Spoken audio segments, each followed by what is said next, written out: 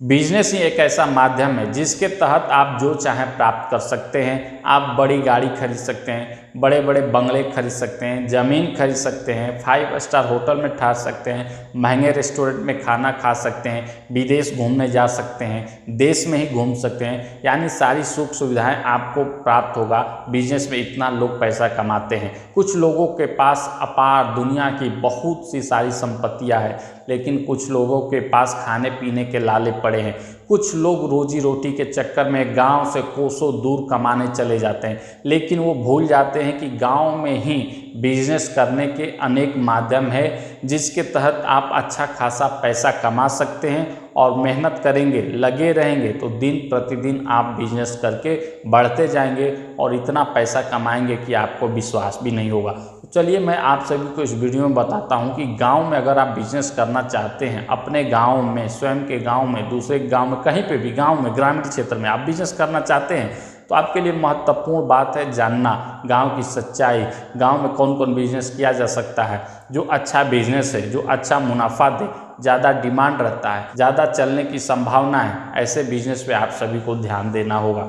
देखिए, महत्वपूर्ण जो बिजनेस है, पहला मैं बिजनेस आप सभी को बता रहा हूँ कि अगर आप मान लीजिए बिजनेस करने का मन बना लिए, बिजनेस करना आसान काम नहीं है और बिजनेस करना कठिन काम भी नहीं, लेकिन महत्वपूर्ण बात है कि बिजनेस में आप सफल कितना होना चाहते हैं। क्या आप मन से लगे हैं या फिर आप ज़्यादा काम से थक गए हैं, किसी का देखा देखी आप लग गए बिजनेस में, बिजनेस की कोई जानकारी नहीं, कोई प्लानिंग नहीं, आपका रुचि नहीं है, आप लगे सब्जी बोने के लिए जबकि आपका रुचि है कि आप पशुपालन करें, डेयरी केंद्र खोलें, आपका रुचि है आप कपड़े का बिजनेस करें, आप लगे गन्ने का जूस निकाल कर बेचने। तो ये रुचि होता है कि आपका रुचि किस में है, कौन सा बिजनेस आपके लिए बेस्ट है, ये आप सबसे पहले ध्यान में लाइए। कुछ महत्वपूर्ण बिजनेस मैं गांव में बता रहा हूं, आप सभी को ध्यान रखिएगा और इसके अनुसार आप आगे अपना बिजनेस शुरू कर सकते हैं। पहला जो महत्वपूर्ण बिजनेस है, इस समय ज़्यादा डिमांडिंग, कभी बंद नहीं होगा, वो है मिठाई का दुकान का। मिठाई कोई भी बना सकता है, कोई भी सीख सकता है, कोई भी अच्छा कारीगर रख करके बना सकता है। आप मिठाई का दुकान खोलिए। मिठाई का दुकान खोलने से तात्पर्य केवल मिठाई बेचना ही नहीं है। देखिए, मैं आप सभी को समझाता हूँ। आप अपने गांव में रहते हैं, गांव गए होंगे कभी ना कभी, आपके मेहमान आते हैं, शादी ब्याह का मौसम हो, पर्व त्यौहार हो, हर समय मिठाई बिकता ही बिकता है। मिठाई ऐसा चीज़ है जो हमेशा और बिकता है, हमेशा लोग खाना पसंद करते हैं। आप गांव में लौंग लाता बनवाइए, जलेबी बनवाइए, इसके बाद आप समोसा बनवाइए, ब्रेड पकौड़ा बनवा कर आप बेचिए अपने मिठाई के दुकान से। जैसे कि मिठाई का एक काउंटर अलग होता है, उसी के बगल में समोसा और लौंग लाता आदि जो चीज़ें होती हैं प्रतिदिन यूज होने वाली, हमेशा बिकने वाली, सुबह शाम बिकने वाली भी कुछ चीज़ें होती हैं जो उस मिठाई के दुकान से ही आप बेच सकते हैं। तो मिठाई भी बिकेगा, आप उस पर समोसा भी बेचिए, समोसा भी बिकेगा, ब्रेड पकौड़ा छनवाइए, वो भी बिकेगा।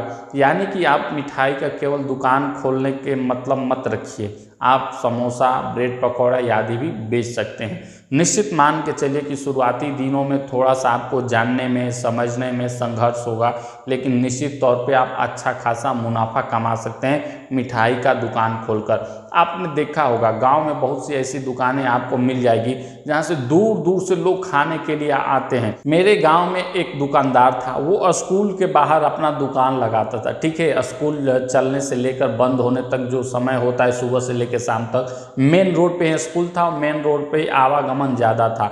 उसका एक मिठाई था लौंग लाता, जो आप सभी लोग जानते हैं, काफ़ी प्रसिद्ध था। लोग दूर दूर से चर्चा करते थे कि चलिए वहाँ उस स्कूल के पास एक मिठाई बेचता है लौंग लाता, अजीत नाम का व्यक्ति, वो काफ़ी अच्छा बनाता है। लोग आते थे, खा, इतना लौंग लाता उसका बिक्री होता था। समोसा भी बनाता था और छोटा छोटा सा नमकीन बेसन का उछान कर बेचता था। यानी कि काफ़ी ज़्यादा उसका बिक्री होता था। लौंग लाता, समोसा, वो नमकीन का स्कूल के बच्चे खरीदते थे, आते जाते जो लोग होते थे वो खरीदते थे, और जिस गांव में स्कूल था उस गांव के लोग भी आके उस दुकान पे खरीदते थे। यानी कि एक जो मिठाई है, एक लोगों के मन में बैठ जाता है कि इस हलवाई के पास ये मिठाई काफ़ी अच्छा मिलता है, तो धीरे धीरे आपका जो बिजनेस है काफ़ी बड़े स्तर पे चला जाएगा। इसलिए आप सोचिए मत, बनाने पे विश्वास करिए, लोगों को विश्वास दिलाइए कि आप क्वालिटी अच्छा दे रहे हैं, अच्छा बना रहे हैं, उसमें स्वाद है, आप मन से बना रहे हैं, तो लोग आकर्षित होकर आएंगे और निश्चित तौर पे आप सभी को अच्छा खासा मुनाफा होगा। इसके बाद जो अगला महत्वपूर्ण बिजनेस है गांव में आप कर सकते हैं वो है दूध सेंटर का। आप डेयरी फार्म चला सकते हैं, कुछ गाय रख सकते हैं, आप उसका दूध निकाल कर आप बेचिए। या फिर गांव में बहुत से लोग होते हैं जिनके पास पशु ज़्यादा होते हैं, उनके पास दूध भी ज़्यादा होता है, तो वो बेचना चाहते हैं। जैसे बहुत से लोग होते हैं गांव में घर घर जाकर वो दूध नहीं बेचना चाहते हैं, एक किसी को बेच देना चाहते हैं डेयरी फार्म या दूध सेंटर पे, तो आप दूध सेंटर खोलिए। आप पशुपालन भी नहीं करते हैं, मान लीजिए आपके गाय भैंस भी नहीं है, तब भी आप लोगों से दूध खरीदिए और आपसे गांव के लोग आएंगे दूध खरीदने। या फिर आप गांव में जो आपसे संपर्क किया हो कि डेली हमें 1 लीटर 2 लीटर चाहिए, उसके घर ले जाकर आप पहुंचाइए। ये भी बिजनेस काफ़ी ज़्यादा चल रहा है हमारे गांव में। आप सभी को बता दूं कि जिस व्यक्ति ने खोला है दूध सेंटर, उसके बाद कोई गाय भैंस नहीं है, उसके पास गांव के ही लोग लेकर आते हैं दूध, वो खरीदता है और फिर वो ऊंचे दामों में गांव के लोगों को ही बेचता है, घर घर ले जाकर वो देता है टिफिन में करके, ठीक है। तो आप समझ सकते हैं कि ये बिजनेस का नया तरीका है। दूध लोगों से आप खरीदिए और वही दूध महंगे दामों में आप गांव के लोगों को ही बेचिए, क्योंकि गांव के बहुत लोग ऐसे होते हैं जो दूध तो बेचते हैं लेकिन दिखाना नहीं चाहते कि मैं दूध बेचता हूं, इनको जाकर बेच रहा हूं, घर घर जाकर बेच रहा हूं। तो इसका आप लाभ कमा सकते हैं। बहुत से लोगों के पास पशु है, गाय है, भैंस है, उनके पीने वालों घर में लोगों की संख्या कम रहती है, दूध ज़्यादा हो जाता है तो वो दूध बेचते हैं। तो ऐसे दूध सेंटर को ले जाके पूरा जो होता है एक ही बार में बेच देते हैं, न कि घर घर जाकर आधा लीटर 1 लीटर ऐसे सप्लाई करें, उनको अच्छा नहीं लगता। तो आप इसका फ़ायदा उठाकर दूध सेंटर खोल सकते हैं। इसके बाद गांव के लिए जो अगला महत्वपूर्ण बिजनेस है वह है आप कपड़े का बिजनेस कर सकते हैं। कपड़े का बिजनेस काफ़ी ज़्यादा चलता है, व्यक्ति खाना भी खाता है और हर व्यक्ति के बदन पे कपड़ा भी होता है, तो कपड़ा का बिक्री काफ़ी ज़्यादा है इस देश में। आप कपड़े का बिजनेस कर सकते हैं, गांव में बिजनेस कर सकते हैं और अच्छा खासा चलेगा भी। आपने देखा होगा या कभी ना कभी गांव में ही आप कपड़ा कोई ना कोई खरीदे होंगे, तो आप समझ सकते हैं कि इसका भी बिजनेस अच्छा खासा चलता है। आप बाहर से बड़े शहरों से कम कीमत पे कपड़ा लेके आइए, अच्छा क्वालिटी भी रहे, ज़्यादा ख़राब क्वालिटी ना रहे, लोगों का विश्वास जीतिए। इस तरीके से आपका दुकान काफ़ी अच्छा खासा चल जाएगा। बाहर से भी लोग, दूसरे गांव के लोग भी आपके दुकान पे आएंगे, खरीदेंगे, तो कपड़ा का दुकान आपका अच्छा खासा चल सकता है। चाहे बच्चे हों, बुजुर्ग हो, महिलाएं हैं, लड़कियां हैं, सबके लिए आप कपड़ा रखिए, सभी प्रकार के कपड़ा रखिए, प्रत्येक वैरायटी का आप कपड़ा रखिए, तो निश्चित तौर पे आपका दुकान काफ़ी अच्छा खासा चलेगा और अच्छा खासा आप मुनाफा भी कमा सकते हैं। कपड़े का बिजनेस ये कभी बंद होने वाला बिजनेस नहीं है। अगर इसके विषय में आप अधिक जानकारी चाहते हैं तो किसी दुकान वाले से संपर्क करिए, वो कहाँ से माल मंगाता है, कैसे मंगाता है, कैसे वो बेचता है, कितना प्रॉफिट होता है, कितना बजट लगाना होता है, कहाँ पे ठीक रहेगा, लोकेशन सर्च करिए, मार्केट रिसर्च करिए। संपूर्ण जानकारी लेने के बाद आप कपड़े का बिजनेस शुरू करिए, निश्चित तौर पे आपको काफ़ी ज़्यादा मुनाफा होगा। शुरुआती दिनों में आप अच्छे कपड़े बेचिए, कम लाभ पर ही बेचिए। जैसे बहुत से लोग होते हैं कि 100 रुपये का कपड़ा रहता है, मान के चलिए उनकी खरीदारी 100 रुपये का है, तो सीधा 250 रुपया बोल देते हैं, ये गलत बात है। इस तरीके से शुरुआती दिनों में आपको नुकसान हो सकता है।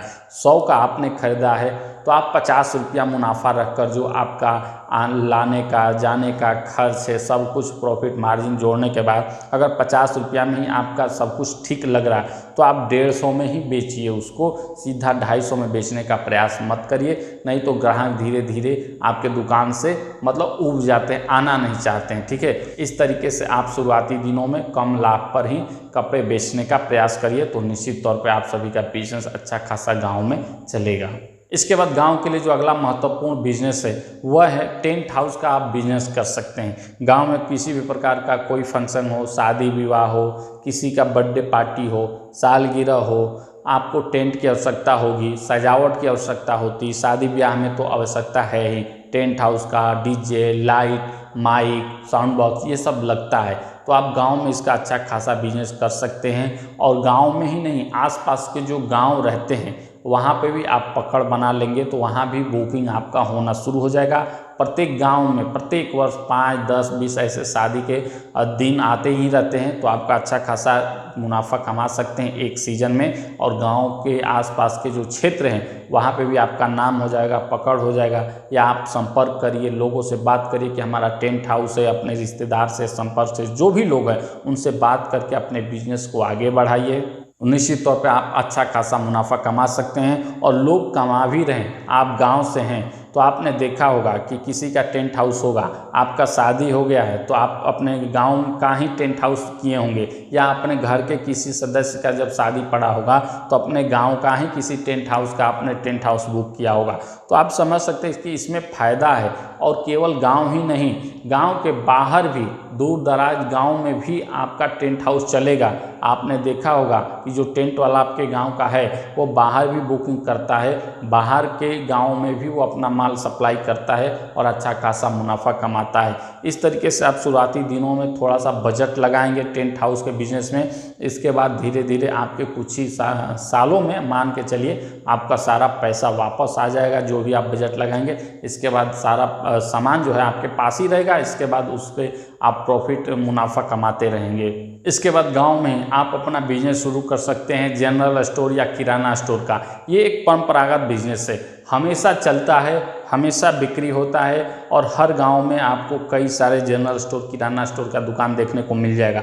अगर छोटे छोटे किराना स्टोर, जनरल स्टोर का दुकान आपके गांव में है तो आप बड़ा खोलिए, उनसे बड़ा खोलिए। बड़ा खोलने से मतलब होता है कि आपके दुकान पे अधिक सामान मिलेगा, कम कीमत पर मिलेगा। जैसे हमारे क्षेत्र में बहुत छोटे छोटे दुकान वाले थे, कोई सामान होता था जैसे कि 50 रुपया का, तो 50 रुपया ही लेते थे। लेकिन जैसे ही एक बड़ा दुकान खुला तो वो 50 रुपया का अगर सामान लेते हैं तो उस पर 2 रुपया का वो छूट देता है, यानी 48 रुपया का ही पड़ेगा। तो लोग 1 रुपया 2 रुपया के लिए 10 मिनट 20 मिनट लाइन में लगे रहते हैं, वैसे ही भीड़ रहता है। लेकिन वो 2 रुपया के लिए लोग उस बड़े दुकान पे ही खड़े रहते हैं। क्यों? क्योंकि वो 2 रुपया छूट दे रहा है। बड़ी दुकान है, वो माल ज़्यादा मंगाता है, कम कीमत पे मंगाता है और अच्छे खासे दामों में बेचता है। तो उसका मुनाफा भले ही 2 रुपया हो, लेकिन वो काफ़ी ज़्यादा बेच देता है, इसलिए उसका मुनाफा काफ़ी ज़्यादा हो जाता है। इस तरीके से कुछ दिमाग लगाइए, रिसर्च करिए कि आपके क्षेत्र में, आपके गांव में अगर छोटे छोटे जनरल स्टोर, किराना स्टोर खुले हैं तो आप उनसे बड़ा खोलिए, बजट लगाइए।